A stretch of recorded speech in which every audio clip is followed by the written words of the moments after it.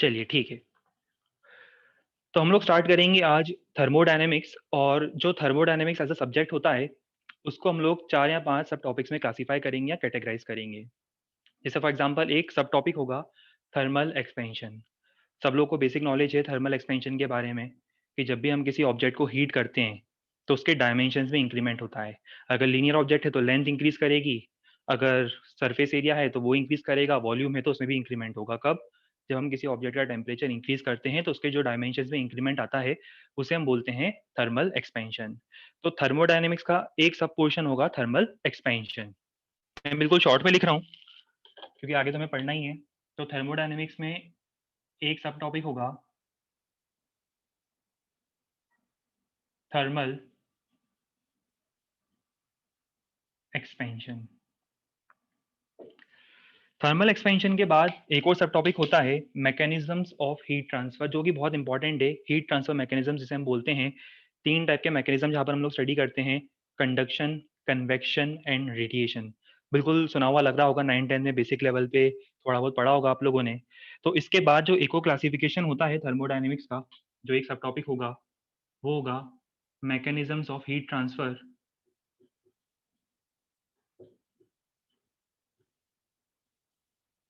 Heat transfer mechanism जिसकी और हम डिटेल में बात करेंगे।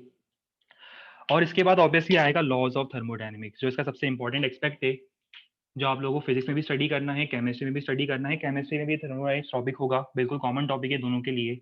और सबसे इंपॉर्टेंट यहाँ पर जो होगा वो होगा लॉज ऑफ थर्मोडायनेमिक्स।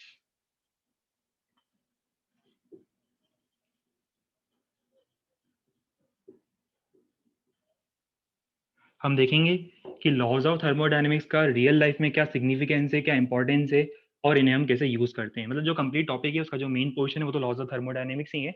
ये कुछ सब टॉपिक्स और होंगे, इसके अलावा मेन जो है वो लॉज ऑफ थर्मोडायनेमिक्स है। अपार्ट फ्रॉम दैट हम लोग बात करेंगे काइनेटिक थ्योरी ऑफ गैसेस की। यस डेफिनेटली हम लोग यहाँ पर बात करेंगे KTG, kinetic theory of gases की। चलिए, तो ब्रॉड लेवल में आपको बता दिया इस टॉपिक में पढ़ना क्या है, बट आज अच्छा हाँ, एक और चीज बता दो, इसमें हम कैलोरीमेट्री भी पढ़ेंगे। नाम भी सुना हुआ होगा आपका, कैलोरीमेट्री।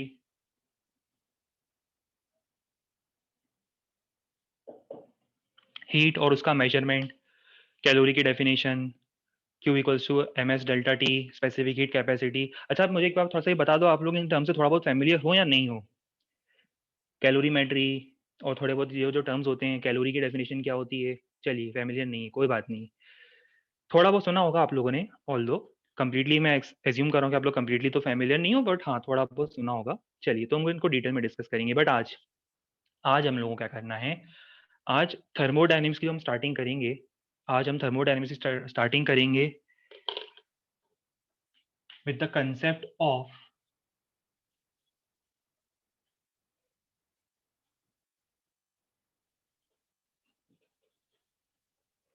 थर्मोमेट्री। ये कुछ सब टॉपिक्स हैं जो हमें इस टॉपिक में, जिस कंप्लीट चैप्टर के अंदर स्टडी करना है। चैप्टर थोड़ा सा लेंदी है, थोड़ा सा बड़ा चैप्टर होगा, बट आज हम लोग बात करेंगे थर्मोमेट्री की।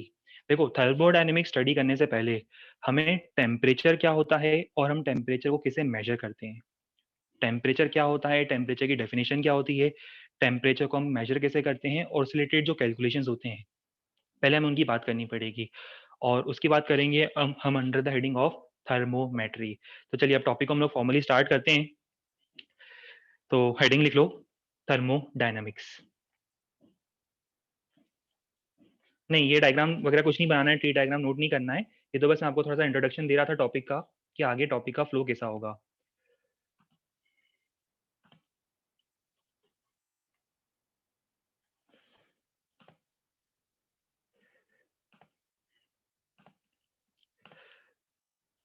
चलिए, तो स्टार्ट हम लोग करेंगे थर्मोडायनामिक्स का सबसे पहला टर्म जो सबसे इंपॉर्टेंट होगा, और वो होगा डेफिनेशन ऑफ टेम्परेचर। देखो, सबसे पहले हमें ये तो पता होना चाहिए टेम्परेचर क्या होता है। तो सबसे पहले बात करेंगे, तो सबको पता है टेम्परेचर की डेफिनेशन, पता नहीं इसमें कुछ एक्सप्लेनेशन की रिक्वायरमेंट होती है। ऑफ मेजर ऑफ हॉट और कोल्डनेस ऑफ अ सब्सटेंस, सबको ये भी पता है, ये फंडामेंटल क्वांटिटीज में से एक है। टेम्परेचर 7 फंडामेंटल क्वांटिटीज में से एक होगा, और इसकी एसआई यूनिट क्या होगी बताओ? सबको इस बारे में पता है। टेम्परेचर की एसआई यूनिट केल्विन। वैसे आज हम लोग इसकी तीनों यूनिट के बारे में पढ़ने वाले हैं। Fahrenheit scale, kelvin scale, Celsius scale. तीनों जो इसकी जो कॉमन स्केल्स होती है, हम तीनों स्केल्स के बारे में पढ़ने वाले हैं। बट स्टार्टिंग हम लोग करेंगे इसकी एसआई यूनिट से, जो कि होगी केल्विन। हाँ, आप लोगों को करना क्या है, इसको नोट करना स्टार्ट करना है। जो हेडिंग लिखी है टेम्परेचर, उसकी डेफिनेशन और उससे रिलेटेड पॉइंट्स, इनको नोट करना स्टार्ट।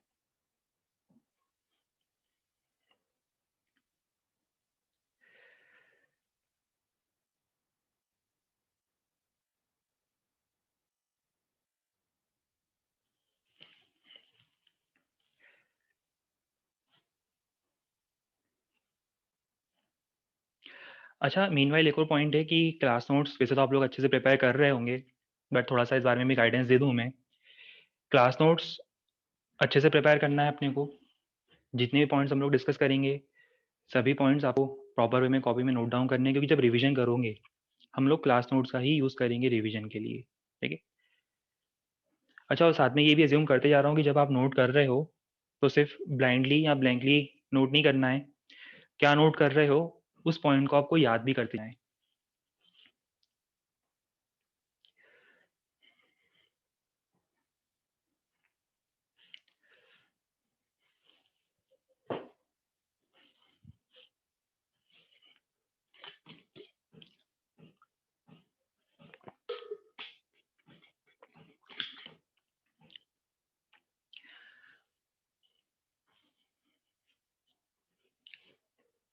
चलिए, नोटेड, ठीक है। हाँ, अब इसमें हमने भी जैसे बताया कि हम लोग टेम्परेचर उसके मेजरमेंट की बात करेंगे। तो अगेन यहाँ पर जो पॉइंट होगा वो होगा the branch of science which deals with temperature and it's measurement, उसे हम बोलेंगे थर्मोमेट्री। मैं फिर रिपीट कर दूं, एक मिनट। अब हम स्टार्ट करेंगे थर्मोमेट्री। थर्मोमेट्री क्या होगा? थर्मोमेट्री साइंस की वो ब्रांच है या थर्मोडायनेमिक्स की वो ब्रांच है जो टेम्परेचर, उसके मेजरमेंट, और जैसे अगर हम थर्मोमीटर्स की बात करते हैं, इन सब का कैलिब्रेशन वगैरह कैसे होता है, इससे रिलेटेड जो ब्रांच होगी उसे हम बोलेंगे थर्मोमेट्री, ठीक है? तो डेफिनेशन नोट करो। जिन लोगों ने नोट नहीं किया, मैं एक बार फिर से डेफिनेशन जो है वो बता देता हूँ। Thermometry, branch of science which deals with temperature and it's measurement.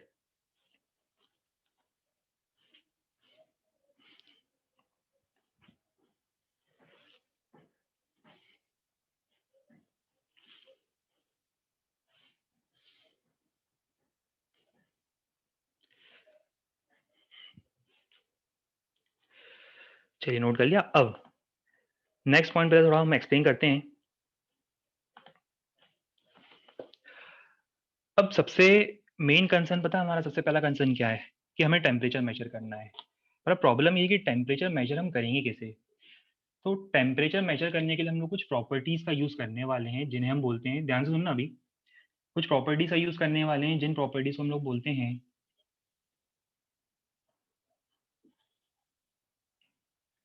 Thermometric properties. देखो, बाय डेफिनेशन थर्मोमेट्रिक प्रॉपर्टीज क्या होती है? किसी भी सब्सटेंस की ऐसी प्रॉपर्टीज जो टेम्परेचर चेंज के साथ लीनियरली वेरी करे। लीनियर वेरिएशन मीनिंग सबको समझ में आता है ना? बहुत सारा मैथ्स तो आप लोगों ने पढ़ लिया होगा, तो आपको मैं अज्यूम कर रहा हूँ लीनियर वेरिएशन का मीनिंग समझ में आता है कि अगर हम टेम्परेचर को वेरी करें तो ऐसी क्या प्रॉपर्टीज हैं ऑब्जेक्ट की जो टेम्परेचर वेरिएशन के साथ लीनियरली वेरी करती है। उन प्रॉपर्टीज को हम लोग बोलते हैं थर्मोमेट्रिक प्रॉपर्टीज। नोट करवा दूंगा, डेफिनेशन वगैरह सब नोट करवा दूंगा। उससे पहले एक बार बताओ, ये क्लियर हो रहा है थर्मोमेट्रिक प्रॉपर्टीज का मीनिंग क्या होता है? ऐसी प्रॉपर्टीज जो टेम्परेचर चेंज के साथ लीनियर वेरिएशन शो करती है, उन्हें हम बोलते हैं थर्मोमेट्रिक प्रॉपर्टीज। और फिजिक्स में हम लोग 4 टाइप की कॉमन थर्मोमेट्रिक प्रॉपर्टीज में डील करेंगे। इसमें सबसे इंपॉर्टेंट होगा length of liquid in a tube. इसको नोट मत करना, मैं भी नोट करवा दूंगा अलग से।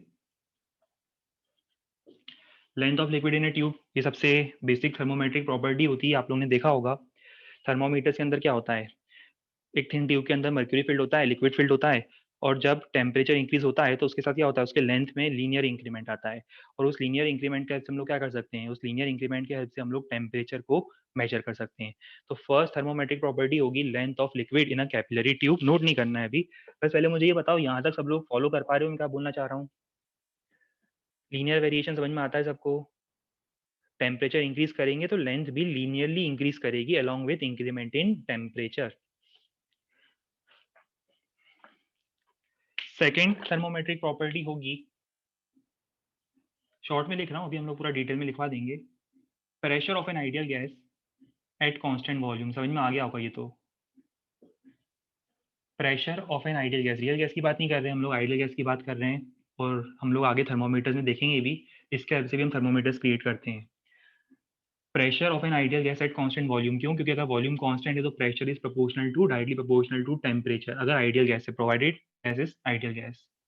थर्ड होता है volume at constant pressure, obviously अगर प्रेशर कांस्टेंट होगा आइडियल गैस की तो again volume is proportional to temperature. और फोर्थ थर्मोमेट्रिक प्रॉपर्टी, क्या कोई मुझे बता सकता है मैसेज करके? फोर्थ थर्मोमेट्रिक प्रॉपर्टी के बारे में अगर किसी को आइडिया हो, शायद आप लोग इसको गैस कर लोगे। फोर्थ थर्मोमेट्रिक प्रॉपर्टी किसी को कुछ आइडिया? नहीं, अनफॉर्चुनेटली मोज नहीं। फोर्थ थर्मोमेट्रिक प्रॉपर्टी होती है resistance of a platinum wire. Fourth होता है रेजिस्टेंस ऑफ अ प्लेटिनम, या कंडक्टर भी बोल सकते हो, अभी मैंने प्लेटिनम वायर लिखा है। आगे हम लोग डिटेल में डिस्कस करेंगे इन सब चीज़ों को, अभी चिंता मत करना, ये सब मैं डिटेल में बहुत डिस्कस करने वाला हूँ अभी थोड़ी देर में, तब जाकर क्लियर होगा। अभी तो ये बस इंट्रोडक्शन दे रहा हूँ। Resistance of a platinum wire, ये भी एक थर्मोमेट्रिक प्रॉपर्टी होती है। ये शायद आप लोगों ने कभी 9-10 में हो सकता है कि करंट इलेक्ट्रिसिटी में पढ़ा होगा कि रेजिस्टेंस होता है वो टेम्परेचर पर डिपेंड करता है, शायद कुछ लोगों ने रिलेशन पढ़ा होगा। अगर नहीं पढ़ा हो कोई चिंता वाली बात नहीं है, हम लोग पढ़ेंगे आगे, 12th में तो पढ़ना ही है। R equals to R naught 1 plus alpha delta T, इस तरह का रिलेशन होता है रेजिस्टेंस का टेम्परेचर के साथ। और ये जो वेरिएशन होता है ये लीनियर वेरिएशन है। कहने का मतलब ये है कि प्लेटिनम वायर अगर होता है तो अगर मैं टेम्परेचर इंक्रीज करूंगा तो टेम्परेचर में इंक्रीमेंट के साथ उसका जो रेजिस्टेंस है वो लीनियर वेरिएशन शो करेगा। तो फोर्थ थर्मोमेट्रिक प्रॉपर्टी होगी resistance of a platinum wire. ठीक है, ये कुछ मेन प्रॉपर्टीज है, इनके अलावा भी बहुत सारी होती हैं, और भी थर्मोमेट्रिक प्रॉपर्टीज होती हैं, ऐसा जरूरी नहीं है कि ये सिर्फ चार ही हैं, और भी थर्मोमेट्रिक प्रॉपर्टीज होती है, बट ये चार जो है सबसे ज्यादा इंपॉर्टेंट है। और शायद कुछ लोगों का डाउट आ रहा है फिर से कि why only platinum as always, जैसे भी मैंने आपको थोड़ी देर पहले बताया था। अभी ये हम आगे बहुत ज़्यादा डिटेल में डिस्कस करेंगे जब हम थर्मोमीटर्स की बात करेंगे, अभी तो स्टार्ट करा है हमने। सारी चीज़ें मैं बताऊंगा, कोई भी पॉइंट ऐसा नहीं होगा जो हम कवर नहीं करेंगे, सारे पॉइंट्स कवर होंगे। अभी आपको करना क्या है, अभी for time being next 30-40 minutes के लिए, 50 मिनट्स के लिए अभी डाउट मत पूछना जहाँ तक हो सके। एक बार ये पूरा टॉपिक हो जाने दो आज, थर्मोमेट्रिक प्रॉपर्टीज, उसके बाद हम लोग लास्ट के 10-20 मिनट्स जो है 10-15 मिनट्स के लिए पूछ लेंगे आपसे, अगर आपको कुछ डाउट होता है तो बता देना। ठीक है, अभी बहुत सारी चीज़ें हैं जो मुझे इसमें डिस्कस करनी है। चलिए तो पहले इसको हम नोट करेंगे।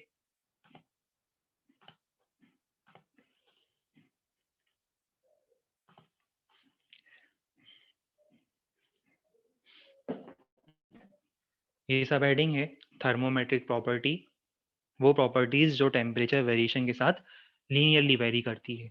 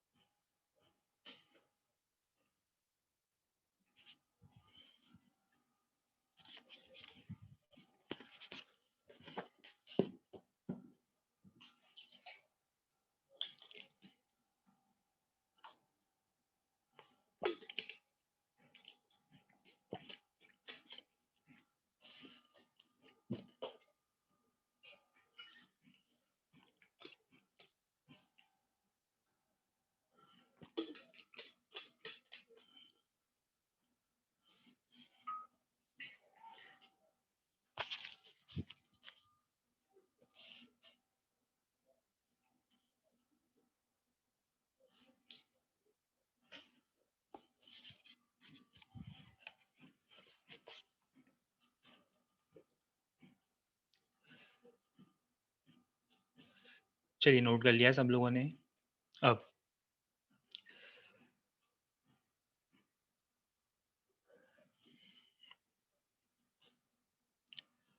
अच्छा वेट करें 1 मिनट के लिए, ठीक है, वापस शो कर देते हैं।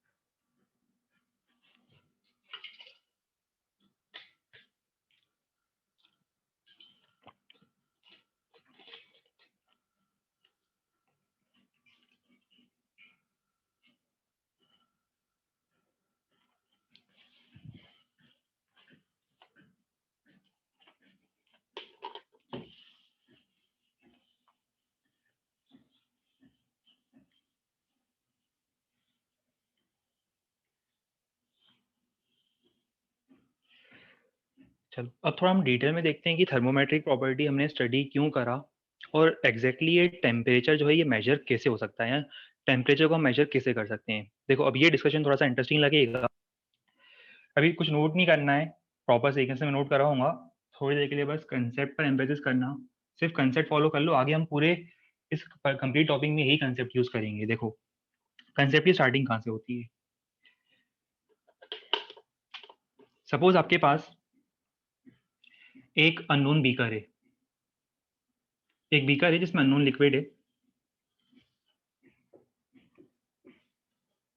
ये बीकर है और इसको हमने फिल कर दिया किसी अननोन लिक्विड से।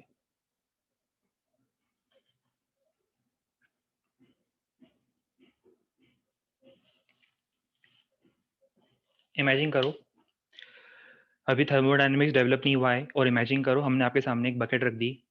बकेट में मान लो सपोज हमने वाटर फिल कर दिया। वाटर कुछ टेम्परेचर रहा होगा, आपको टेम्परेचर के बारे में कोई नॉलेज नहीं है कि उसका टेम्परेचर कितना है, तो वो अननोन टेम्परेचर होगा। सपोज इसके अंदर जो वाटर है उसका टेम्परेचर जो था वो था टी।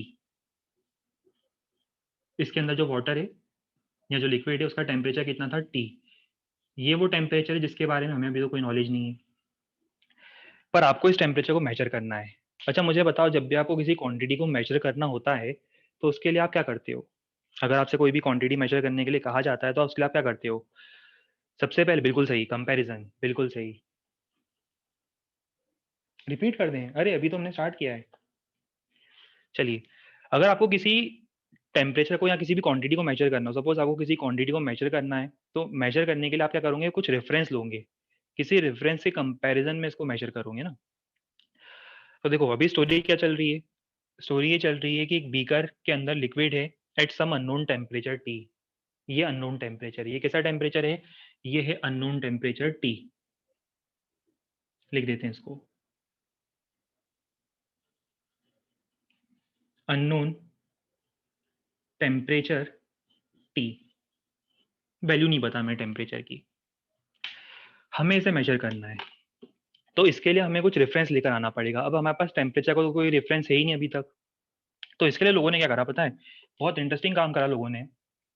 उन्होंने दो अलग अलग बीकर्स और लिए। इस अननोन टेम्परेचर को मेजर करने की स्टोरी स्टार्ट होती है दो और बीकर्स लेने से। एक बीकर लिया जिसमें आइस जस्ट मेल्ट हो रही है। इमेजिन करो आपको इसका टेम्परेचर मेजर करना है, और इसका टेम्परेचर मेजर करने के लिए आपको कुछ रेफरेंस सेटअप करने हैं। तो उसके लिए आपने क्या करा, एक नया बीकर लिया और उस नए बीकर में बहुत सारी आइस डाल दी, और वेट कर रहे हो कि आइस कब मेल्ट होना स्टार्ट करती है। अब जब आइस मेल्ट होना स्टार्ट करेगी तो उस बीकर के अंदर टेम्परेचर क्या होगा, मैं बोल सकता हूँ उसके अंदर टेम्परेचर होगा melting point of ice. Melting point of ice यही होगा टेम्परेचर। पर आपको तो इस टेम्परेचर का भी नॉलेज नहीं है, आपको थोड़ा ना पता है ये 0 डिग्री सेल्सियस है। स्केल तो अभी आई नहीं है टेम्परेचर की, बस आपको इतना पता है कि वो जो भी टेम्परेचर होगा वो टेम्परेचर होगा मेल्टिंग पॉइंट ऑफ आइस, जिसकी वैल्यू अभी हमें नहीं पता है। ठीक है, चलिए तो इसकी वैल्यू को हम लोग लिख देते हैं T L. T L means lower point, T L मतलब लोअर पॉइंट। और हम लोग एक दूसरा रेफरेंस लेते हैं,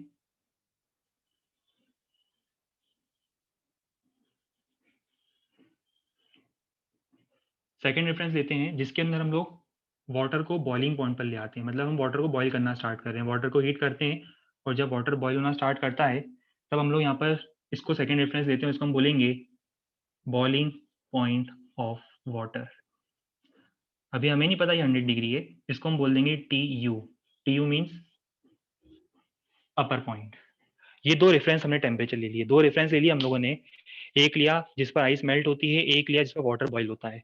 अब इसको क्यों बोल रहे हैं हम, देखो इन जनरल आपको पता है कि जब आप इसको टच करोगे तो ये बहुत कोल्ड होगा, बस ये आपको पता है, आपको एक सेंस ऑफ हॉटनेस या कोल्डनेस मिल जाता है, मतलब अगर इसको आप टच करोगे तो आपको फील होगा कि हाँ ये बहुत कोल्ड टेम्परेचर है, इसको आप टच करोगे तो आपको फील होगा हाँ ये बहुत हॉट टेम्परेचर है।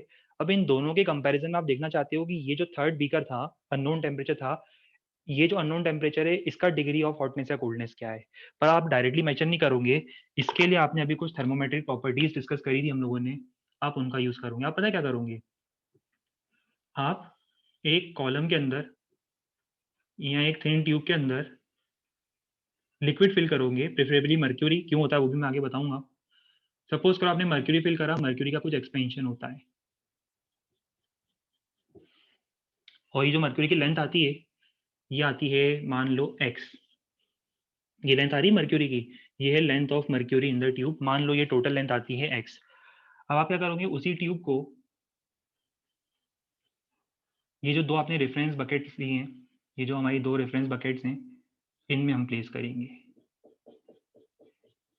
फील कर पा रहे हो, इसमें थोड़ा सा लेंथ ज़्यादा होगी, इस लेंथ को मैं बोल देता हूँ x100। कंफ्यूज मत होना, 100 का मतलब ये नहीं कि अभी मैंने इसको 100 डिग्री सेल्सियस बोल दिया है, मैंने ऐसे ही लिख दिया बस, ठीक है। अपर पॉइंट है तो उसको मैंने x100 लिख दिया, कंफ्यूज मत होना। यहाँ चाहो तो आप इसको XL लिख दो, यू लिख दो, XU मीन्स जो अपर टेम्परेचर है, TU अपर टेम्परेचर पर जो इसकी लेंथ होगी वो होगी XU। 100 लिखते हैं वैसे इसको यूजुअली, बट ठीक है अभी हमने इतना लिख दिया। सेम ट्यूब को थर्ड बीकर में डिप करो, लेंथ शायद थोड़ी सी कम हो जाए, मान लो ये लेंथ आती है XL। अब मुझे बताओ ये जो लेंथ है ये किसी प्रॉपर्टी है, ये लेंथ थर्मोमेट्रिक प्रॉपर्टी है, ये लेंथ कैसी प्रॉपर्टी है, थर्मोमेट्रिक प्रॉपर्टी है। तो अगर मैं इसका ग्राफ ड्रॉ करना चाहता हूँ, मैं ग्राफ ड्रॉ करना चाहता हूँ, ग्राफ बिटवीन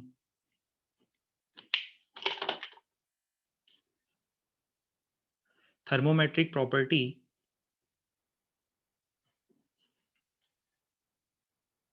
एंड टेम्परेचर।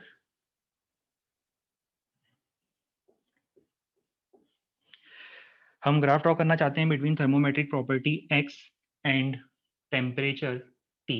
अभी ध्यान से सुनना,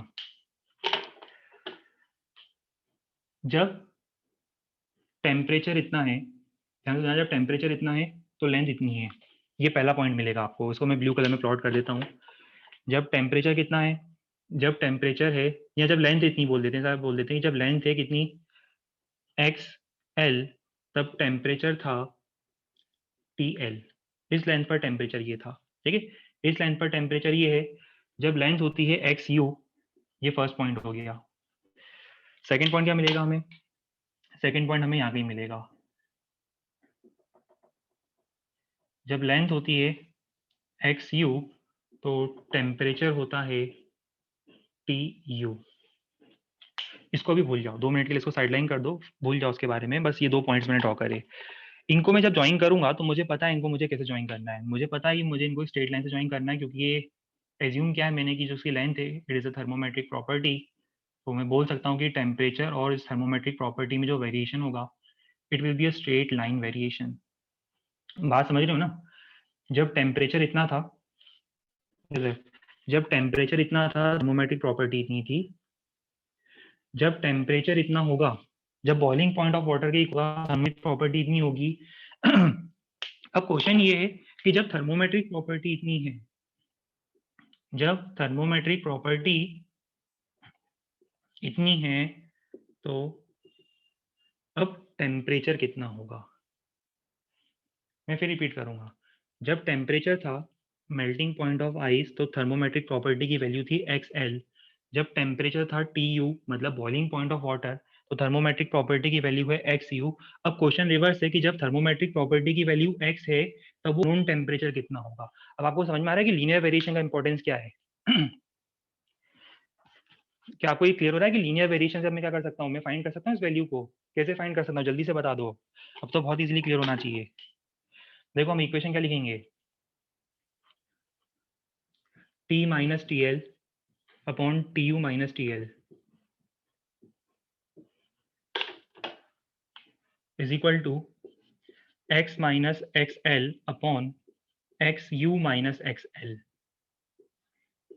वैसे तो इस इक्वेशन में किसी को डाउट होगा नहीं, बट अगर किसी को डाउट है तो जल्दी से मुझे बता दो।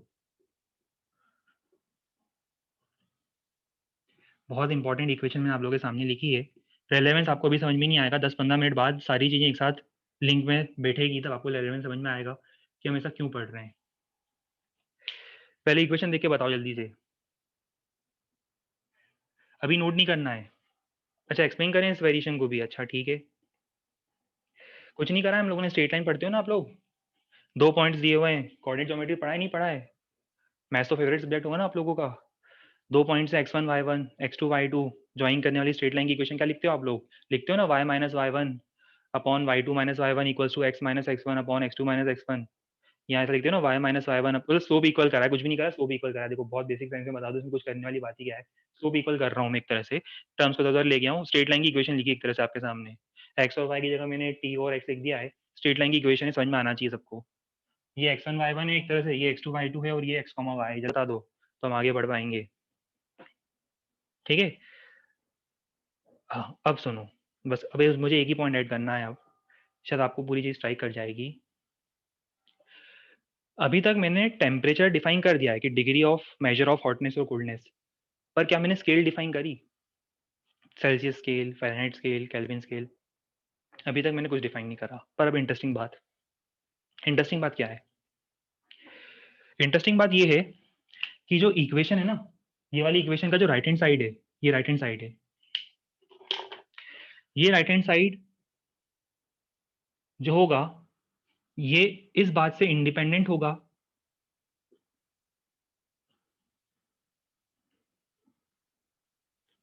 और कांस्टेंट होगा, इस बात से इंडिपेंडेंट या कांस्टेंट होगा रिस्पेक्टिव ऑफ द स्केल जिसमें आप टेम्परेचर मेजर कर रहे हो। शायद क्लियर नहीं हुआ होगा, अभी मैं समझा देता हूँ मीनिंग, देखो क्या है। जैसे मान लो आपको आपके घर से लेकर लेट से रेलवे स्टेशन तक का डिस्टेंस मेजर करना है, तो डिस्टेंस आप किस में मेजर कर सकते हो? आपके पास बहुत सारी स्केल्स हैं, अलग अलग स्केल है आपके पास। एक हो सकती है मीटर स्केल, मतलब मीटर में मेजर कर सकते हो, किलोमीटर स्केल, यार्ड्स में मेजर कर सकते हो। ठीक है, तो बहुत सारे अलग अलग यूनिट्स होते हैं डिस्टेंस को मेजर करने के लिए, बहुत सारी अलग अलग स्केल्स होती हैं डिस्टेंस को मेजर करने के लिए। अच्छा मुझे बताओ, अगर आप मान लो कि घर से लेकर स्टेशन तक का डिस्टेंस जो है वो आप मेजर करते हो मान लो किलोमीटर में, और फिर आप उसे मेजर करते हो मान लो यार्ड्स में, तो क्या वो दोनों नंबर सेम आएंगे क्या? ऑब्वियस सी बात है दोनों नंबर सेम है, क्योंकि दोनों स्केल्स अलग हैं। पर मुझे ये बताओ, क्या नंबर अलग होने से डिस्टेंस का सेंस चेंज हो गया है क्या?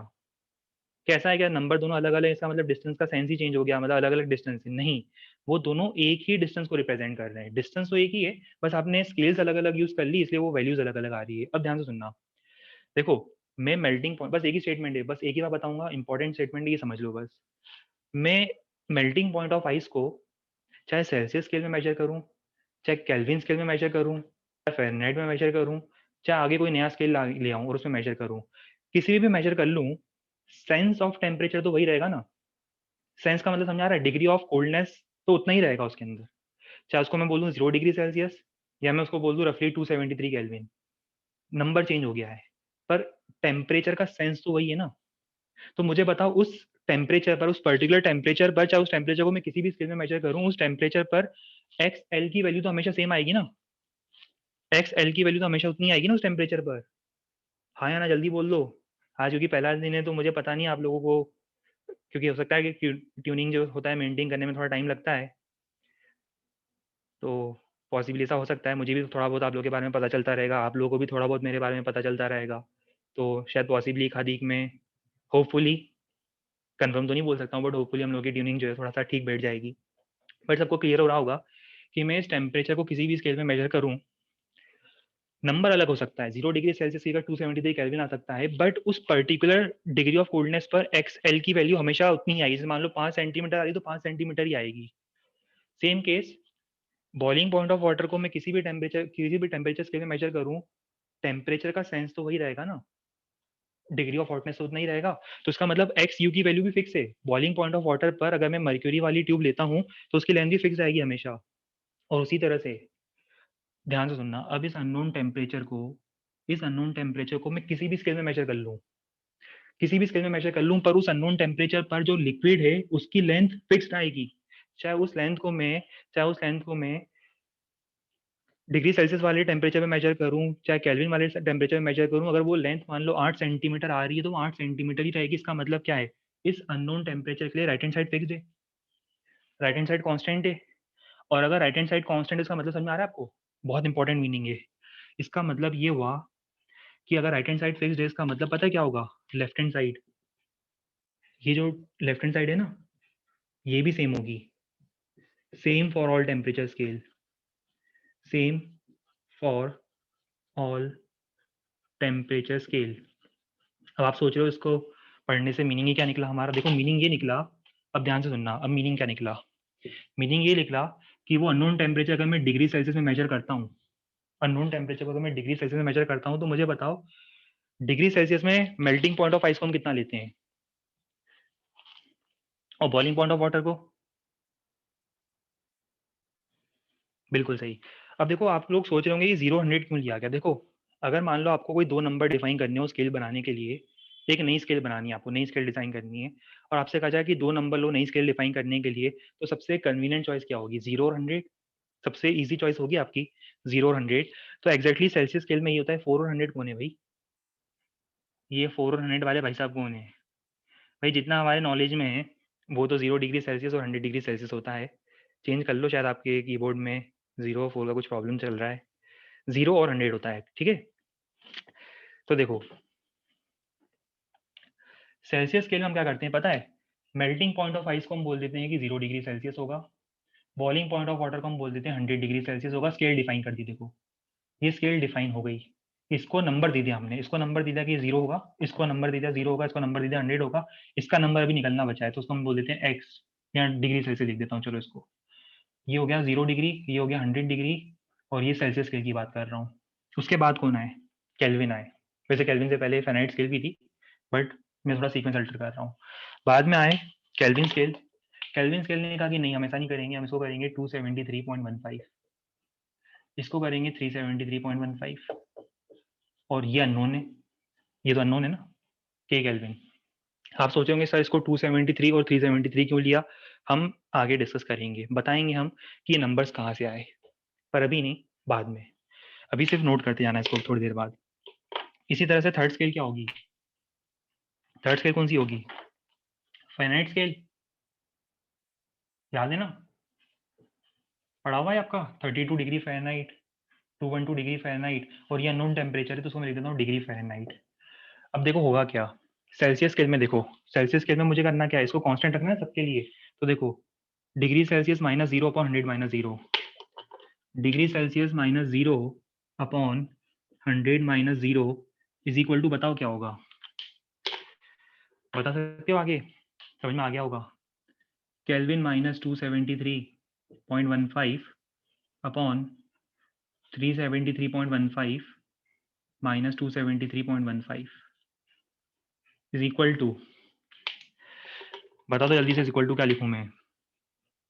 डिग्री फ़ारेनहाइट माइनस 32 अपॉन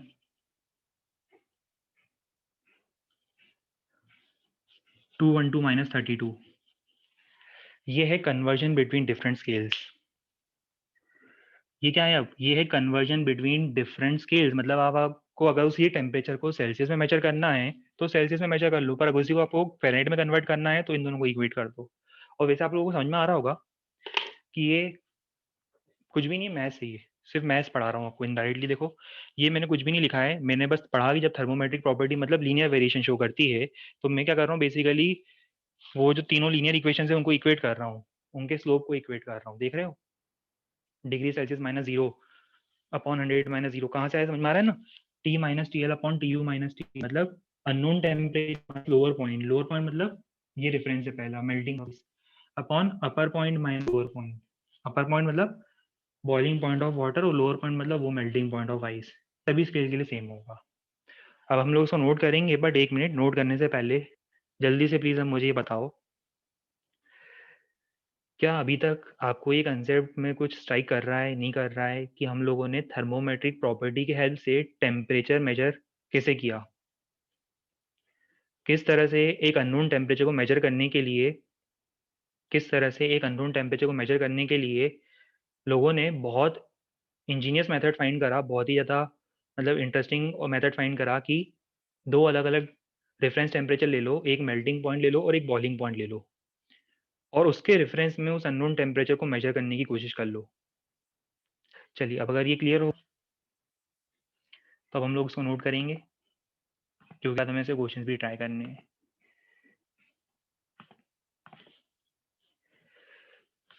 तो अब आप सोच रहे होंगे सर ये ओल्ड थर्मोमेट्री क्या है? तो देखो थोड़ा-सा मैं ये भी बता दूँ। अभी जो मैंने आपको पढ़ाया है, ये ओल्ड थर्मोमेट्री है। मतलब ओल्ड थर्मोमेट्री में क्या होता है, हम लोग 2 रेफरेंस पॉइंट लेते हैं। ये ओल्ड थर्मोमेट्री है जिसमें हम लोग क्या करते हैं, 2 रेफरेंस पॉइंट लेते हैं। एक होता है melting point of ice TL, दूसरा होता है बॉइलिंग पॉइंट ऑफ वाटर, जिसके हेल्प से अभी अब मैंने आपको स्ट्रेट लाइन बना के बताई थी। इसके बाद हम लोग शायद पॉसिबली आज या कल हम लोग मॉडर्न थर्मोमेट्री भी पढ़ेंगे।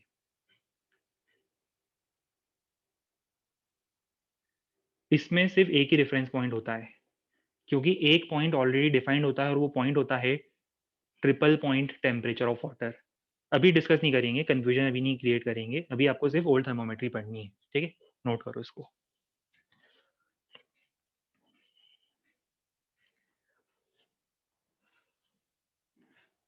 लो भाई, डाउट आ गया कि सर तो फिर ओल्ड थर्मोमेट्री क्यों पढ़ना है?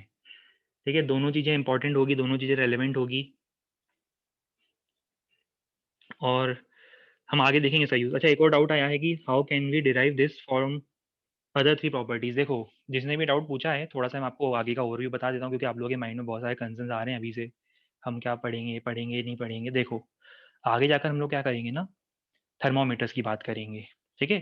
तब मैं आपको प्रेशर के टर्म्स में भी इक्वेशन लिख के बताऊँगा, टेम्प जो वॉल्यूम है उसके टर्म्स में भी इक्वेशन लिख के बताऊँगा, प्लैटिनम वायर क्यों यूज़ करते हैं उसका रीज़न भी बताऊँगा, ओल्ड थर्मोमेट्री की इक्वेशन भी लिखूँगा, मॉडर्न की इक्वेशन भी लिखूँगा। इन शॉर्ट, जो सब कुछ आप सोच रहे हो, वो सारी चीज़ें कवर होगी। थोड़ा-सा आपको पेशेंस रखना है, ठीक है?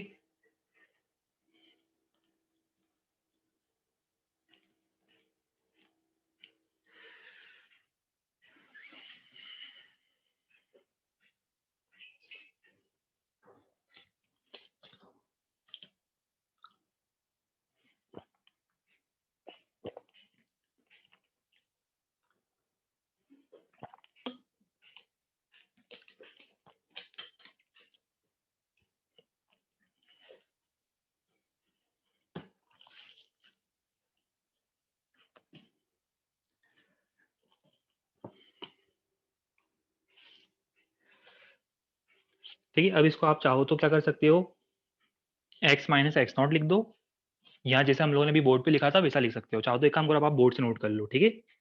हम लोग इसको बोर्ड से नोट कर लेते हैं, वो ज़्यादा बेटर रहेगा, कन्फ्यूजन अवॉइड हो जाएगा।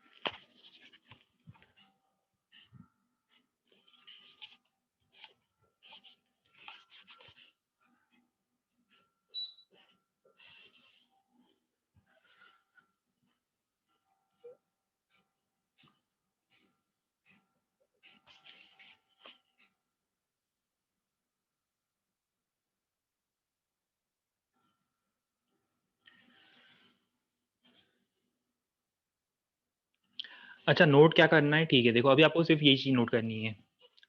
जिन लोगों ने पूछा है नोट क्या करना है, देखो आपको क्या करना है, ये 3 डायग्राम दिख रहे हैं, ये 3 बीकर्स के साथ ये टेम्परेचर्स, ये 3 इतना बनाना है और सिर्फ ये ग्राफ ड्रॉ करना है और ये लाइन लिखनी है, ये इक्वेशन लिखनी है। बाकी आगे ये इक्वेशन जो है ना इसकी थ्योरी में पूरी लिखवा दूंगा, कन्वर्जन लिखवा दूंगा, ये भी लिखवा दूंगा मैं। ये मत लिखना अभी, आप लिख लिया तो कोई दिक्कत नहीं भी लिखोगे चल जाएगा, आगे मैं बताऊंगा ये फिर से। ये आगे बताऊंगा मैं, आपको सिर्फ ये नोट करना है, ये इसका ग्राफ और ये इक्वेशन। ठीक है, अगर ये नोट भी कर लिया है तो भी कोई दिक्कत नहीं, ये नोट कर लिया तो भी कोई दिक्कत नहीं है, अभी से नोट कर लिया तो भी कोई दिक्कत नहीं, चल जाएगा। चलिए डन, नोटेड, ठीक है बढ़िया, गुड। चलिए तो आगे बढ़ते हैं अब हम लोग। अच्छा वेट कर रहे हैं, ओके ओके ठीक है ठीक है ठीक है, चलो कोई बात नहीं, हम लोग 1 मिनट वेट कर रहे हैं।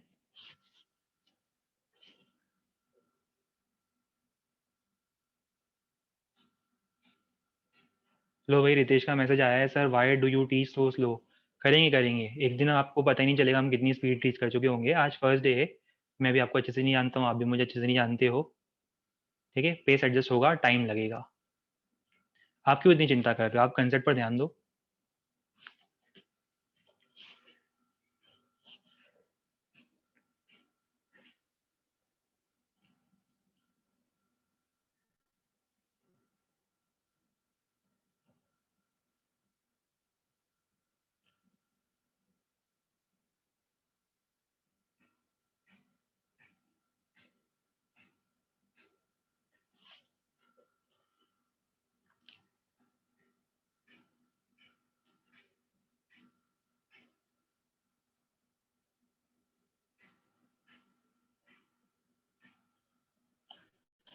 और वैसे मीनवाइल बहुत सारे मैसेज आ रहे हैं, तो अगर मैं आप लोगों के मैसेज का रिप्लाई नहीं कर पाऊँ तो प्लीज़ अदरवाइज मत लेना। क्योंकि होता क्या है ना कि 1 1 मिनट के टाइम इंटरवल में 40 50 मैसेज आ जाते हैं, तो बहुत सारे मैसेज स्किप हो जाते हैं। चलिए अब ये एक्सप्रेशन लिखना है आपको। Right hand side of the equation जो है, it is constant irrespective of the scale.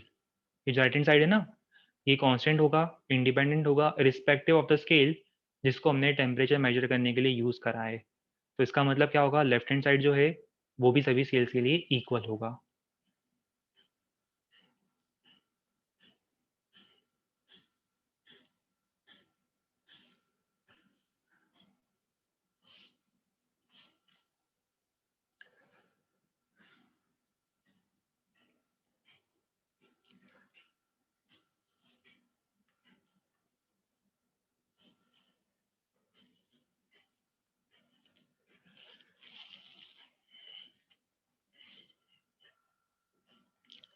ठीक है, अच्छा अब मुझे ये बताओ कि minimum possible attainable temperature, lowest attainable temperature कितना होता है। थ्योरेटिकली किससे कम टेम्परेचर हम लोग अटेन नहीं कर सकते हैं, कुछ आइडिया आप लोगों को। 0 केल्विन, ठीक है गुड, वेरी गुड। अगर सेल्सियस स्केल में पूछा जाए तो -273। हाँ अब इम्पॉर्टेंट क्वेश्चन ये था, जब मैंने आप लोगों को ये लिखा था ऊपर, देखो जब मैंने ये नोट किया था या ये लिखा था, जब मैंने 0 और 100 तो मुझे समझ में आता है। जब मैं कोई नई स्केल डिफाइन करना चाहता हूँ तो 0 और 100 तो मुझे समझ में आता है कि नई स्केल के लिए 0 और 100 बहुत कंफर्टेबल रहेगा, कन्वीनियंट रहेगा। पर फिर अचानक से क्या हुआ कि जो केल्विन थे उन्होंने 273 का नंबर सजेस्ट करा और 373 का नंबर सजेस्ट करा। स्टोरी बहुत इंटरेस्टिंग है, देखो मिनिमम अटेनेबल टेम्परेचर आता कैसे है। एक्चुअली हुआ क्या था कि ये ग्राफ जो है ना पहले सेल्सियस स्केल में बना। ये जो ग्राफ बना रहा हूँ आप लोगों के सामने, ये किसमें बना, पहले सेल्सियस स्केल में बना, डिग्री सेल्सियस में। कुछ इस टाइप का ग्राफ आ रहा था। ये है मेल्टिंग पॉइंट ऑफ आइस और ये है बॉइलिंग पॉइंट ऑफ वाटर, इस तरह का ग्राफ था। ठीक है, अब हुआ क्या कि लोगों ने इस ग्राफ को एक्स्ट्रापोलेट करा। एक्स्ट्रापोलेट करने का मतलब समझ में आता है ना आप लोगों को। जैसे मान लो ये ग्राफ आया था, अब लोगों ने क्या करा, इस ग्राफ को एक्स्ट्रापोलेट करा, मतलब अगर ये स्ट्रेट लाइन चलती आती तो ये स्ट्रेट लाइन कहाँ तक जा सकती थी, इसको एक्स्ट्रापोलेट करा और एक्स्ट्रापोलेट करने पर उन्होंने इसका ये वाई इंटरसेप्ट निकाला। आप लोग आ सकते हैं ना, निकाल सकते हो ना वाई इंटरसेप्ट, आपको स्ट्रेट लाइन की इक्वेशन गिवन है तो क्या आप इसे वाई इंटरसेप्ट निकाल सकते हो ग्राफ में, बिल्कुल निकाल सकते हो। तो सेम केस ये करा कि केल्विन ने भी क्या करा कि इस लाइन को एक्सट्रापोलेट करा पेपर पे, उसका वाई इंटरसेप्ट निकाला सेल्सियस स्केल में। तो उन्होंने देखा कि सेल्सियस स्केल में इसका वाई इंटरसेप्ट हर बार, हर थर्मोमेट्रिक प्रॉपर्टी के लिए, कोई भी थर्मोमेट्रिक प्रॉपर्टी यूज करो, चाहे वो लेंथ हो कैपिलरी ट्यूब, मतलब लिक्विड की कैपिलरी ट्यूब, चाहे वो प्रेशर एट कांस्टेंट वॉल्यूम हो, चाहे वॉल्यूम एट कांस्टेंट हो, चाहे रेजिस्टेंस ऑफ प्लेटिनम वायर हो, जब भी वो किसी थर्मोमेट्रिक प्रॉपर्टी को यूज करते हैं, जब भी वो किसी थर्मोमेट्रिक प्रॉपर्टी को यूज करके लाइन बनाते हैं, हमेशा अगर इसको एक्सट्रापोलेट करते हैं तो वाई हर बार माइनस 273.15 आ रहा था। ठीक है, अब मुझे बताओ कि इससे कम टेम्परेचर पॉसिबल क्यों नहीं है? मुझे बताओ, इससे कम अगर वाई इंटरसेप्ट हो गया, या अगर इससे कम हो गया तो क्या होगा बताओ?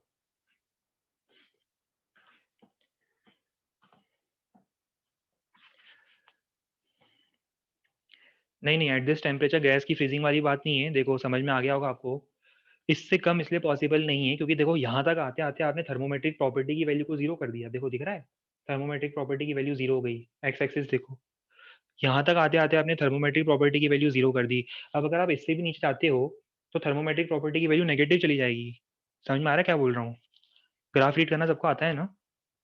क्या सबको क्लियर हो रहा है मैं क्या कहना चाह रहा हूँ?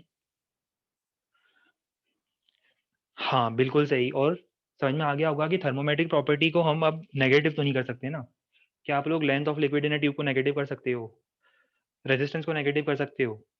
प्रेशर को नेगेटिव कर सकते हो या वॉल्यूम को नेगेटिव कर सकते हो क्या आप? इसका मतलब क्या है? इसका मतलब क्या है कि थ्योरेटिकली अगर ये देखें और यही अगर स्ट्रेट लाइन का सीक्वेंस चलता रहता तो ये मिनिमम अटेनेबल टेम्परेचर है, और ये भी बहुत मुश्किल से आता है टेम्परेचर।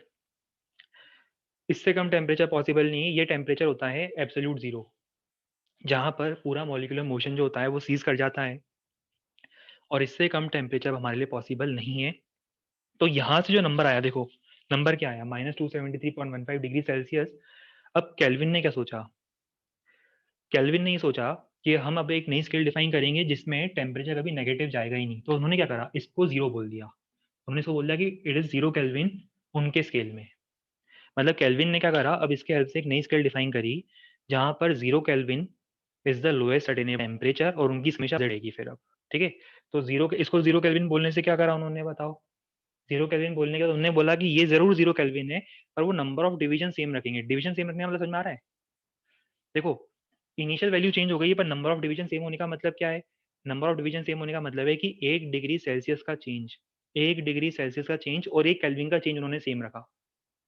मतलब उन्होंने कहा कि अगर ये 0 केल्विन है तो इसका मतलब मेल्टिंग पॉइंट ऑफ आइस कितना हो जाएगा, 273.15 केल्विन। और उन्होंने कहा कि अब जो नंबर ऑफ डिवीजन है, इन दोनों की जो नंबर ऑफ डिवीजन है वो सेम रखेंगे, तो ये कितना हो जाएगा, 373.15 केल्विन। तो बस वो नंबर जो आया ना 273.15, वो यहाँ से आया, और उसके बाद नंबर ऑफ डिवीजन में उन्होंने कोई चेंज नहीं करा। क्या सब लोग कैच कर पा रहे हो मैं क्या कहना चाह रहा हूँ? ठीक है, बढ़िया। अच्छा, अब आप लोगों के लिए होमवर्क भी है साथ में, सुन लो। कभी टाइम मिले तो नेट से आप सर्च करना कि अब आपको मैंने सेल्सियस और केल्विन का तो समझा दिया। सेल्सियस और केल्विन का तो मैंने आपको समझा दिया कि ये नंबर्स कहाँ से आए, मतलब ये रेफरेंस नंबर्स उन्होंने कहाँ से लिए। अब आपका होमवर्क ये रहेगा कि आपको ये देखना है नेट पर कि 32 और 212 फाइनाइट स्केल में आए कहाँ से। मतलब फाइनाइट स्केल में इतने ऑकवर्ड नंबर्स जो हैं वो आते कहाँ से हैं। अच्छा, इनफैक्ट एक इंटरेस्टिंग बात बताऊँ आपको, अब आप आपकी खुद की टेम्परेचर स्केल भी डिफाइन कर सकते हो। अब आप आपकी खुद की टेम्परेचर स्केल भी डिफाइन कर सकते हो। आपको जो दो नंबर्स पसंद आते हैं उनको आप लोअर पॉइंट और अपर पॉइंट बोल दो। ठीक है, जैसे एग्जांपल आपको अच्छा लगता है 0 और आपको अच्छा लगता है मान लो 80, तो ये आपकी कोई नई स्केल हो गई, स्केल एस, जिसमें मेल्टिंग पॉइंट होगा TL 0 और बॉइलिंग पॉइंट होगा 80, और ये आपकी नई स्केल हो गई। आप नई स्केल डिफाइन कर सकते हो इसके हेल्प से, और उन सभी स्केल्स में कन्वर्जन भी कर सकते हो। बिल्कुल, ये र्यूमर स्केल लिखा है आप लोगों के सामने मैंने, मतलब काफ़ी लोगों को काफ़ी नॉलेज है ऑलरेडी। तो जैसे जैसे मुझे पता चलता रहेगा हम लोग स्पीड इंक्रीज करते रहेंगे फिर। और तो कैच कर लिया काफ़ी लोगों ने, बहुत बढ़िया, गुड, वेरी गुड। जिन लोगों को नॉलेज होगा उनको पता कि एग्जैक्टली 0 और 80 जो होता है ये र्यूमर स्केल होती है। र्यूमर स्केल भी होती है टेम्परेचर मेजर करने के लिए, जिसमें ये 0 और 80 लोअर पॉइंट और अपर पॉइंट लिया जाता है। ठीक है,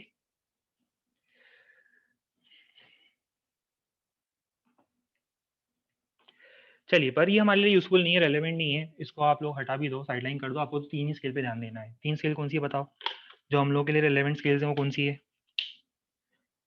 सेल्सियस, केल्विन और फ़ारेनहाइट, ये 3 स्केल्स हैं मैक्सिमम पॉसिबल जिन पे हमें फ़ोकस करना है, सबसे ज़्यादा वाइडली यूज़्ड स्केल्स होती हैं ये, ठीक है? चलिए, अब आगे क्या करना है हम लोगों को? एक लाइन ऐड करी देखो मैंने, पढ़ो नीचे क्या लिखा है मैंने। मिनिमम अटेनेबल टेम्परेचर जल्दी से ऐड कर लो।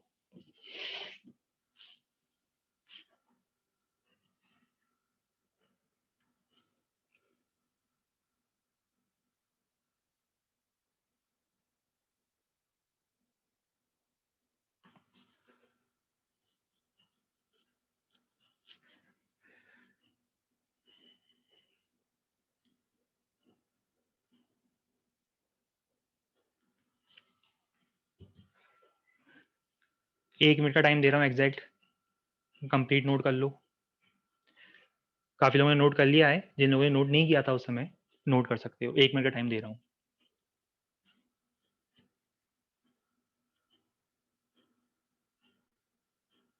अच्छा लास्ट स्लाइड, ओके ठीक है, 1 मिनट एक काम करो, चलो अब अभी एक काम करो, जो स्लाइड दिख रही है ना आपको एट प्रेजेंट, वो नोट कर लो। जिन लोगों की स्लाइड रह गई है मैं पीछे वापस वो बैक कर दूंगा, पहले आप ये नोट कर लो पहले जल्दी से।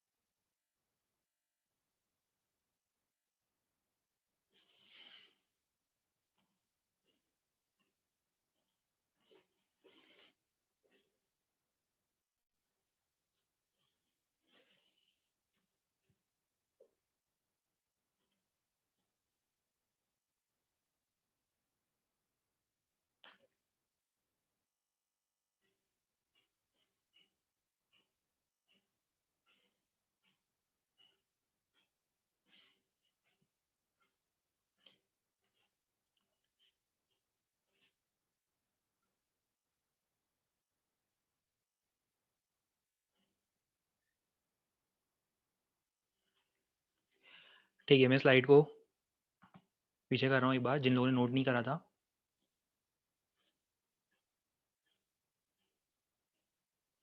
देखो ग्राफ को रिपीट मत करना, ऊपर वाली इक्वेशन रिपीट मत करना, ये दोनों चीज़ें हम लिख चुके हैं। जो स्टेटमेंट था आपको सिर्फ वो स्टेटमेंट नोट करना था। ग्राफ ऑलरेडी ड्रॉ कर चुके हैं, हमने बोर्ड पे ड्रॉ किया था ग्राफ, वो इक्वेशन हम लोग लिख चुके हैं ऑलरेडी, उसको दोबारा रिपीट नहीं करना है हम लोगों को।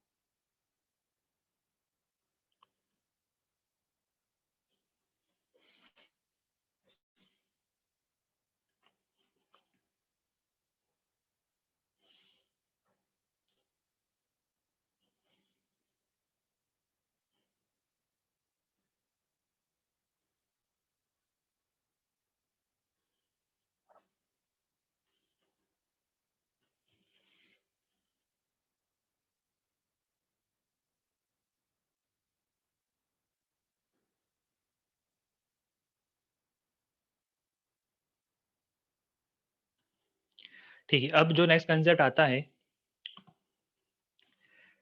नेक्स्ट कंसेप्ट होता है रेंज ऑफ अ स्केल। अच्छा, इससे पहले मुझे बस एक छोटे से क्वेश्चन का आंसर बताओ कि हम लोगों ने 3 स्केल्स पढ़ी अभी, 3 स्केल पढ़ी, सेल्सियस स्केल, केल्विन स्केल और फ़ारेनहाइट स्केल।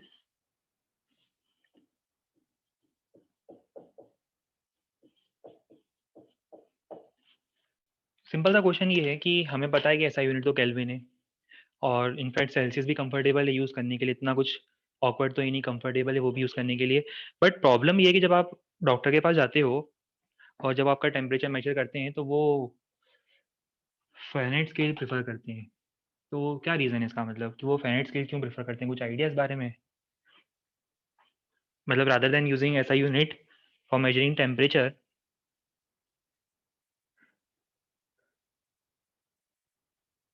ऐसा क्या रीज़न है? अच्छा ठीक है, ज़्यादा प्रिसिज़न, ठीक है, क्यों आता है वो ज़्यादा प्रिसिज़न, मतलब कुछ बता सकते हो एग्ज़ैक्टली? क्योंकि देखो नंबर ऑफ डिविजन ज़्यादा है, नंबर ऑफ डिवीजन ज़्यादा होने से मतलब देखो ये इन दोनों के बीच में नंबर ऑफ डिविजन कितने हैं, इन दोनों के बीच में नंबर ऑफ डिविजन है 100, इन दोनों के बीच में नंबर ऑफ डिवीजन कितना है, फिर से 100 है। देखो इन दोनों के बीच में नंबर ऑफ डिविजन देखो 180 डिविजन है। इसका मतलब क्या होगा कि इसका जो कैलिब्रेशन होगा वो ज़्यादा फाइन होगा, अगर थोड़ा सा भी वेरिएशन आता है तो आपको इस स्केल में बहुत ईजिली वो दिख जाएगा। यहाँ पर देखो थोड़ा सा भी वेरिएशन आता है ना तो इसमें नंबर वाइज वो चेंज ज़्यादा होगा, तो वो जो नंबर का चेंज होता है वो बहुत आप इजीली जो है उसे मेजर कर सकते हो। और यही रीज़न है कि अब हम लोग यहाँ पर एक टर्म पढ़ेंगे, टर्म होगा range of a scale. Note करने से पहले सुन लो, समझ लो, नोट करने का टाइम दे दूंगा, समझ लो पहले इसको। हम बात कर रहे हैं रेंज ऑफ अ स्केल की, बहुत सिंपल सी डेफिनेशन है, मेल्टिंग पॉइंट और बॉइलिंग पॉइंट के बीच में जो दो रेंज ली थी ना हमने, टीएलओ टीयू, रेफरेंस टेम्परेचर, इन दोनों के बीच में जो डिफरेंस होता है it is called range of a scale. जैसे एग्जांपल, सेल्सियस स्केल की रेंज कितनी होगी 100, केल्विन की रेंज भी कितनी होगी 100, पर फ़ारेनहाइट की रेंज कितनी होगी 180। 180 कैसे आया, इन दोनों का डिफरेंस।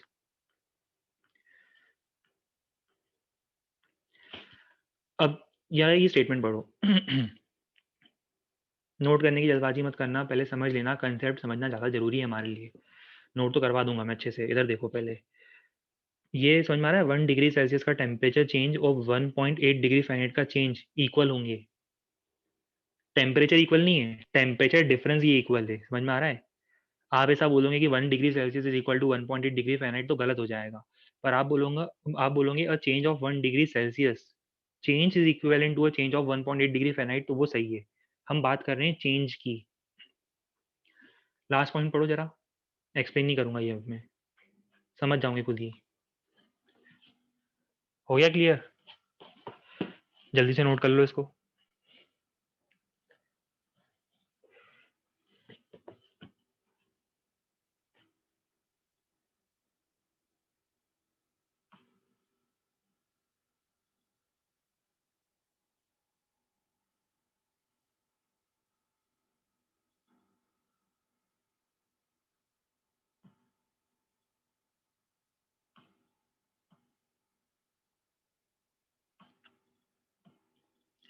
ठीक है, मीनवाइल रचित का शायद मैसेज आया है कि 1 degree Fahrenheit is equals to 1.8 degree Celsius with 32। देखो रचित, कोई कंफ्यूजन नहीं है, उसमें आपको बता दूं कि वो जो इक्वेशन है ना वो एब्सोल्यूट नंबर्स को कन्वर्ट करने के लिए यूज करेंगे हम लोग। मतलब कहने का मतलब, अगर आपको मान लो 50 डिग्री सेल्सियस को फ़ारेनहाइट में कन्वर्ट करना है तो हम वो इक्वेशन यूज करेंगे। पर अगर आपको 50 डिग्री सेल्सियस के चेंज को फ़ारेनहाइट के डिफरेंस में कन्वर्ट करना है तो फिर हम ये वाले फॉर्मूले यूज करेंगे। समझ में आ रही है कुछ बात? ये डिफरेंस समझ में आ रहा है ना आपको सबको? एक होता है एब्सोल्यूट नंबर्स का कन्वर्जन, मतलब अगर आपसे कहा जाए कि 50 डिग्री सेल्सियस को फ़ारेनहाइट स्केल में चेंज करो तो अलग बात है, और 50 डिग्री सेल्सियस के डिफरेंस को, टेम्परेचर डिफरेंस को फ़ारेनहाइट स्केल के अंदर टेम्परेचर डिफरेंस कितना आएगा उसमें कन्वर्ट करो, वो अलग बात है दोनों।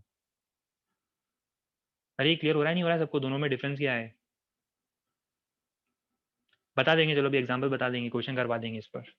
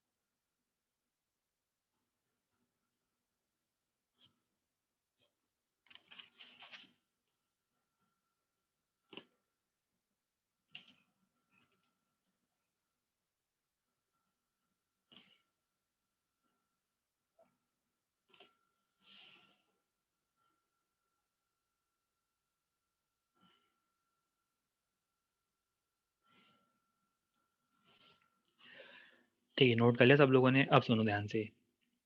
अब हम क्वेश्चन स्टार्ट करेंगे। स्टार्टिंग के 3 या 4 क्वेश्चंस का मैं एक्सपेक्ट कर रहा हूँ आपका answer within 30 seconds, maximum possible 1 minute आना चाहिए। ये वो क्वेश्चंस हैं जिनसे सब लोग फैमिलियर होते हैं, ठीक है। बाद में धीरे धीरे हम क्वेश्चन के अंदर वेरिएशन करना स्टार्ट करेंगे। स्टार्टिंग के क्वेश्चन देखो, जल्दी से नोट करो और उनका आंसर मुझे जल्दी से बताओ, ठीक है। इस टाइप के क्वेश्चन होंगे स्टार्टिंग के, बिल्कुल कंसेप्ट के जो बेसिक प्रैक्टिस होती है स्टार्टिंग क्वेश्चन उसके ऊपर बेस्ड है। 30 सेकंड्स क्वेश्चन नोट करने के, 30 सेकंड सॉल्व करने के, दैट्स इट। इससे ज़्यादा टाइम नहीं मिलेगा। काफी बहुत आंसर वैसे अभी आना शुरू हो जाएगा इतनी देर में। बिल्कुल सही, -40 फॉर फर्स्ट, बिल्कुल सही। याद है आप लोगों को वैल्यूज, तो सेकंड वाले का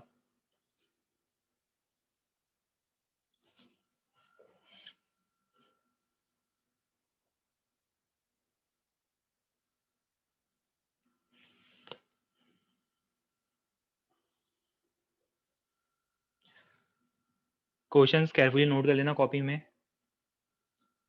अलग से एक रफ कॉपी साइड में रखना, कुछ पेजेस रखना साइड में, रफ पेजेस, जहाँ पे आपको अलग से पहले सॉल्यूशन ट्राई करना है। क्लास नोट्स में जो वर्क होगा वो बिल्कुल नीट एंड क्लीन होना चाहिए। अननेसेसरी उसके अंदर जो रफ वर्क होता है वो अवॉइड करना प्लीज़।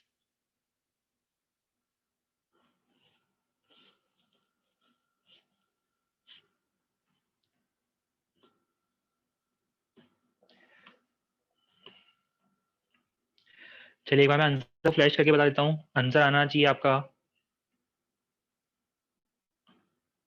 फर्स्ट वाले का। अच्छा, सेकंड वाले का आंसर बता, आप ऐसे लिख सकते हो 160 डिग्री सेल्सियस भी लिख सकते हो, या फिर ऑब्वियसली जब क्वेश्चन में पूछा ही है मैंने तो उसका मतलब वो क्या है, इसको 320 डिग्री फ़ारेनहाइट भी रिपोर्ट कर सकते हो। क्लियर हो रहा है सबको?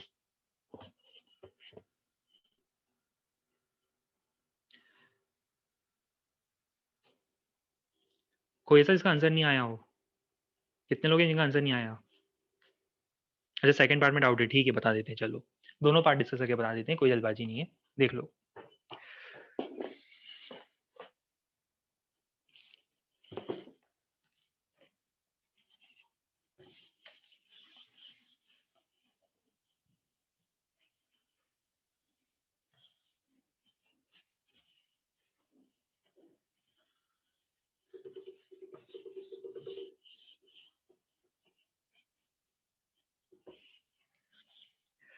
चलिए इस पार्ट में हम लोगों से क्या पूछा था, हम लोगों को एक ऐसा टेम्परेचर फाइंड करना है जिस पर सेल्सियस स्केल और फ़ारेनहाइट स्केल दोनों की रीडिंग सेम हो। कन्वर्जन वाली इक्वेशन पर ध्यान देते हैं पहले। कन्वर्जन वाली इक्वेशन क्या लिखी थी हम लोगों ने? सेल्सियस -0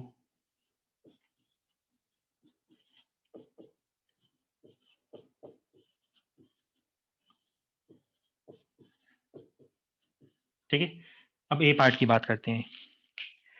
ए पार्ट में हमें एक ऐसा टेम्परेचर फाइंड करना है जहाँ पे सेल्सियस और फ़ारेनहाइट स्केल में रीडिंग सेम है। मतलब अगर मान लो x डिग्री सेल्सियस है तो वो वैल्यू हमें x डिग्री फ़ारेनहाइट ही दिखे। x डिग्री सेल्सियस और x डिग्री फ़ारेनहाइट वो नंबर सेम आना चाहिए। मतलब इन दोनों में x रख दूँ?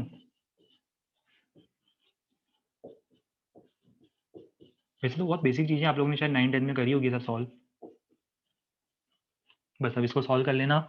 सॉल्व करने पर आपको x की वैल्यू मिल जाएगी और वो x की वैल्यू, अच्छा बोर्ड विजिबल नहीं हो रहा होगा आपको, 1 मिनट। कभी भी ऐसा हो बोर्ड पे टॉगल कर लिया करो,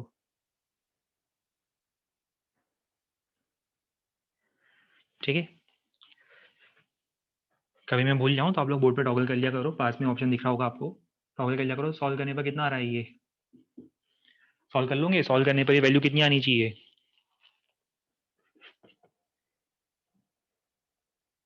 -40 एग्जैक्ट आ रहा है ना नंबर? चेक कर लेना, कैलकुलेट करके देख लेना। इसका मतलब क्या है, प्रिसाइजली इसी टेम्परेचर पर अगर इसी पर्टिकुलर वैल्यू को मैं, इसी पर्टिकुलर वैल्यू को अगर मैं सेल्सियस स्केल में मेजर करूँ या फ़ारेनहाइट स्केल में मेजर करूँ, अगर -40 डिग्री सेल्सियस है तो फ़ारेनहाइट स्केल भी सेम नंबर शो करेगा, same exact same number show करेगा। चलिए अब सेकंड पार्ट में हम लोगों से क्या पूछा था, एक बार मैं भी देख लेता हूँ। सेकंड पार्ट में हम लोगों से एग्जैक्टली क्या पूछा था? हम लोगों से पूछा था सेल्सियस स्केल की reading is half that of Fahrenheit scale. Celsius scale की reading is half that of Fahrenheit scale. तो अगर ये x है तो फ़ारेनहाइट स्केल में रीडिंग कितनी आनी चाहिए? 2x। कुछ लोगों ने इसको x लिया होगा तो x/2 हो जाएगा। अंडरस्टूड है वो तो बिल्कुल, है ना, इजीली अंडरस्टूड है। सेल्सियस स्केल की reading should be half the reading of Fahrenheit से, मतलब अगर ये x है तो ये डबल होना चाहिए फिर 2x। ठीक, आगे मैं हेल्प नहीं करूंगा, बस इतनी हेल्प है सफिशिएंट है। रखो इसको x, इसको रखो 2x, सॉल्व करना, सॉल्व करने पर x आ रहा है कितना आता है 160। देखो भाई कैलकुलेशन पार्ट में नहीं करता हूँ कभी भी, कैलकुलेशन पार्ट चेक कर लिया करना, मैं हमेशा कैलकुलेशन में एरर्स करता हूँ। ठीक है 160 आ रहा था, है ना।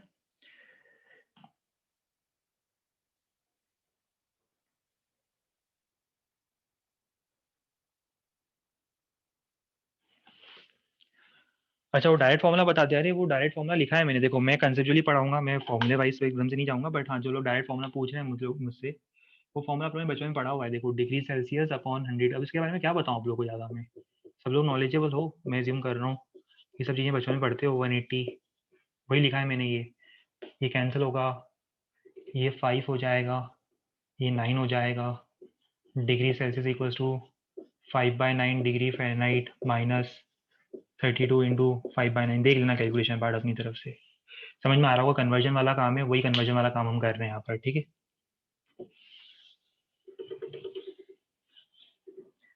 सजेस्टेड एक इक्वेशन याद रखो, काम हो जाएगा आपका। अच्छा इसमें किसी को डाउट अब कुछ पूछना हो, ओके। एक डाउट है कि 1 degree Celsius equal to 1.8 degree Fahrenheit से हम इसको सॉल्व कर सकते हैं क्या? बिल्कुल नहीं, बिल्कुल नहीं कर सकते। देखो मैं आपको एक्चुअली वही बताना चाह रहा था, देखो ये जो इक्वेशन होती है ना, इसका मीनिंग अलग है, और जो अभी आप मुझसे पूछ रहे हो 1 degree Celsius is equal to 1.8 degree Fahrenheit, ये बिल्कुल अलग मीनिंग है। ये चेंज के लिए होता है, चेंज का मतलब जैसे मान लो आपका टेम्परेचर 20 डिग्री से चेंज होके, यहाँ एक काम करते हैं 40 डिग्री से चेंज होके 50 डिग्री हो गया, तो 40 डिग्री सेल्सियस को फ़ारेनहाइट में कन्वर्ट करने के ऐसा मत करना कि 40 degree Celsius equal to 40 into 1.8 degree Fahrenheit, वो नहीं होगा काम। 40 डिग्री सेल्सियस को आप कहाँ रखोगे, आप यहाँ रखोगे, तो आपको फ़ारेनहाइट में टेम्परेचर मिलेगा, जो भी वैल्यू आ रही होगी, मुझे नहीं पता, जो भी वैल्यू आएगी वो वैल्यू होगी। 50 डिग्री सेल्सियस को आप यहाँ रखोगे तो आपको फ़ारेनहाइट में वैल्यू मिलेगी, पर इन दोनों का जो डिफरेंस होगा वो कितना है, डिफरेंस कितना है, डिफरेंस की बात कर रहा हूँ, डिफरेंस कितना है, 10 डिग्री का डिफरेंस है, और यहाँ पे वो जो डिफरेंस आएगा वो कितना आएगा, 18 डिग्री फ़ारेनहाइट का। कुछ बात समझ में आई क्या?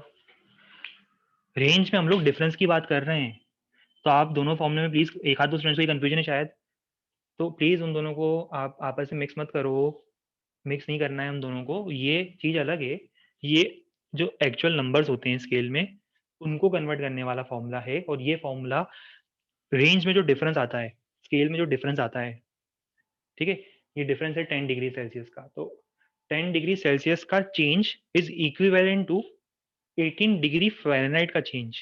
आप ऐसा मत बोलना कि 10 degree Celsius is equal to 18 degree Fahrenheit, सब कुछ गड़बड़ हो जाएगी। 10 degree Celsius is equal to 18 degree Fahrenheit बिल्कुल गलत होगा। इनफैक्ट 10 डिग्री सेल्सियस को आप यहाँ रखना, आपको फ़ारेनहाइट में जो वैल्यू मिलेगी वो 32 से ज़्यादा ही मिलेगी ऑब्वियसली, ठीक है।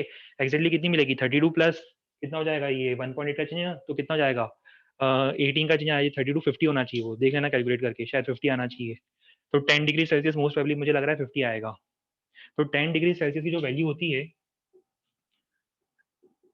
कैलकुलेशन मेरे वीक है, चेक कर लेना आप लोग खुद ही, ठीक है, ये होगा, ये इक्वल है, इनको आप इक्वल बोल दो मुझे चल जाएगा, एक बार इनको मैं इक्वल बोल सकता हूँ चल जाएगा, बट कोई अगर ऐसा बोलता है कि 10 degree Celsius is equal to 18 degree Fahrenheit, मतलब वो गलत बोल रहा है। हाँ अगर आप ऐसा बोलो कि ये चेंज और ये चेंज इक्वल है तो मैं मान लूंगा, पर प्लीज इन दोनों को इक्वल मत बोलना। आपको डिफरेंस समझ में आया दोनों में, अब ये गलत है, ये सही है, और अब ये सही है, difference of 10 degree Celsius is equal to difference of 18 degree Fahrenheit, अब ये भी सही हो जाएगा, अब दोनों चीजें सही है, ये एब्सोल्यूट नंबर्स में और ये in terms of change.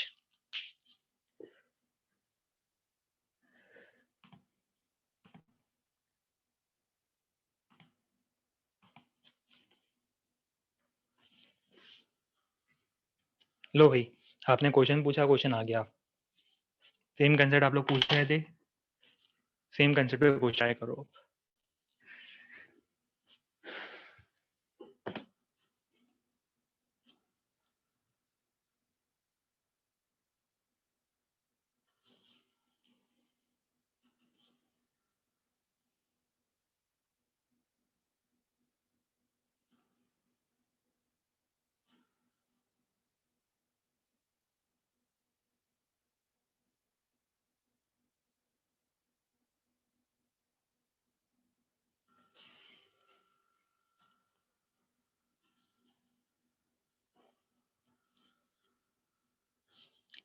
Almost सबका आंसर आया है और सबका आंसर बिल्कुल एक जैसा आ रहा है, बिल्कुल सही आंसर आना चाहिए 55 केल्विन। क्या मैं सॉल्व करूं या रहने दूं? जल्दी बता दो, क्या सॉल्व करवाओगे या रहने दें? नेक्स्ट क्वेश्चन पे जाएं हम लोग। हो जाएगा? चलो मैं जल्दी से हिंट दे देता हूँ इस क्वेश्चन के लिए। देखो हिंट क्या है, चेंज कितना आया, चेंज देखो आप सिर्फ 30 डिग्री फ़ारेनहाइट का चेंज आया, ये चेंज आया है। उसको आपको केल्विन स्केल में कन्वर्ट करना है। आपको याद है वो सेल्सियस स्केल और केल्विन स्केल का वो टेम्परेचर डिफरेंस सेम चलता था, तो इसका मतलब क्या है, 1 केल्विन का चेंज, या ऐसा लिख दो 1.8 डिग्री फ़ारेनहाइट का चेंज, 1.8 डिग्री फ़ारेनहाइट का चेंज और 1 केल्विन का चेंज इक्वल होंगे। तो 30 डिग्री फ़ारेनहाइट का चेंज कितना होगा, सॉल्व कर लेना। 30 डिवाइड बाय 1.8।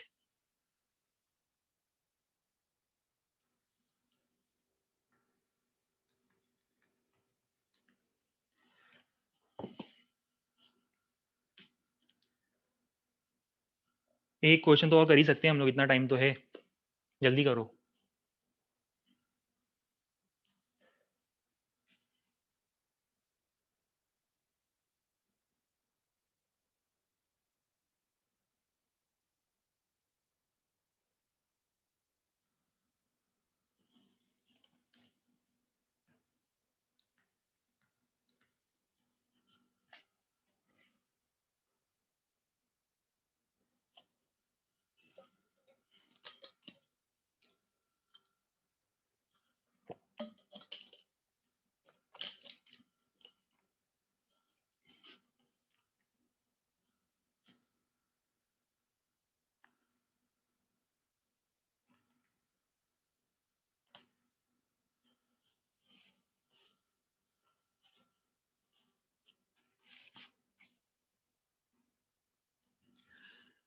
आ गया सब लोग का आंसर, बढ़िया, गुड, वेरी गुड। सबसे कॉमन आंसर जो मुझे दिख रहा है वो आ रहा है 540/7, काफी लोगों ने रिपोर्ट करा है। चलो देखते हैं।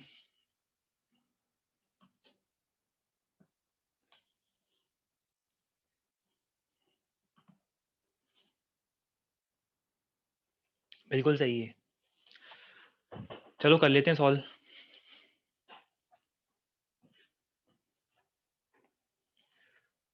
टॉगल कर लेना आप लोग आपकी तरफ से, वो कैमरा वाले ऑप्शन पे टॉगल कर लेना प्लीज। मैं सॉल्व कर रहा हूँ, आप लोग टॉगल कर लेना उसको। अच्छा, सबको इस क्वेश्चन का कंसेप्ट समझ में आ गया, क्या कंसेप्ट यूज करना है? कौन सा कंसेप्ट यूज करेंगे? कुछ भी नहीं है, एक तरह से आप ये मान लो कि आप लोगों ने फॉल्टी थर्मामीटर को एक नई स्केल बना दिया। मतलब यूजुअली क्या होता है, हमारी जो नॉर्मल स्केल होती है उसमें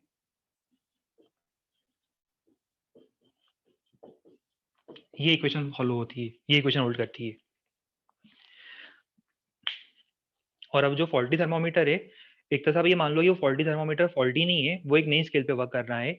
और उसके लिए मेल्टिंग पॉइंट कितना है, उसके लिए मेल्टिंग पॉइंट है 10, और बॉइलिंग पॉइंट कितना दिया था मैंने क्वेश्चन में आप लोगों को, 80। ठीक है, देख लो एक बार इक्वेशन जो मैंने लिखी है बोर्ड पर, क्लियर हुआ?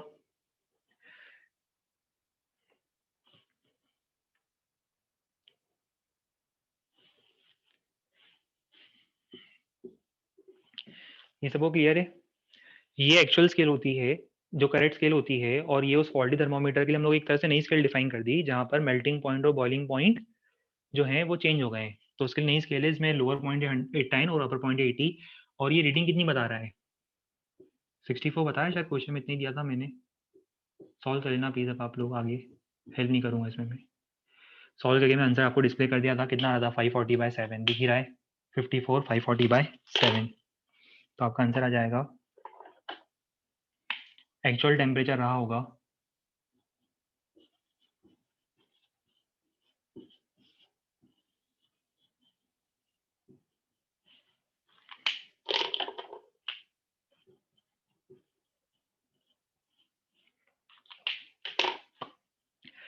ठीक है। अभी तो ये बहुत बेसिक लेवल पे चीज़ें कवर हुई है, अभी मुझे बहुत सारे पॉइंट्स इसमें कवर करने हैं।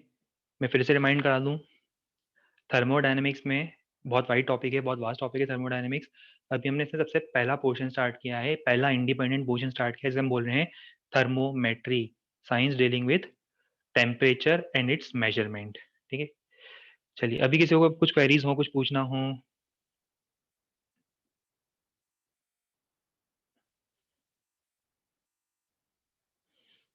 मॉड्यूल नहीं मिला क्या आप लोगों को थर्मोडायनेमिक्स का? चलिए मुझे 1-2 दिन का टाइम फ्रेम देना फिर आप लोग।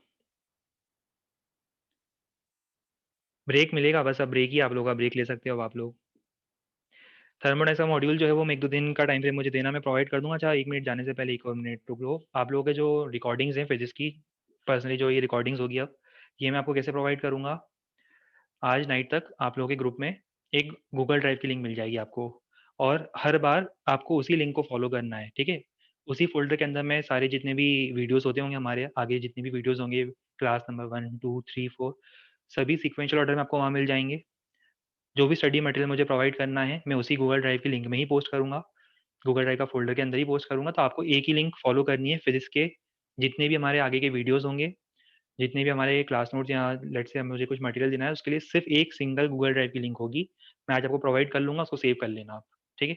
चलिए ठीक है, तो इसके बाद हम लोग नेक्स्ट टर्म पे और आगे कंटिन्यू करेंगे। Goodbye and take care.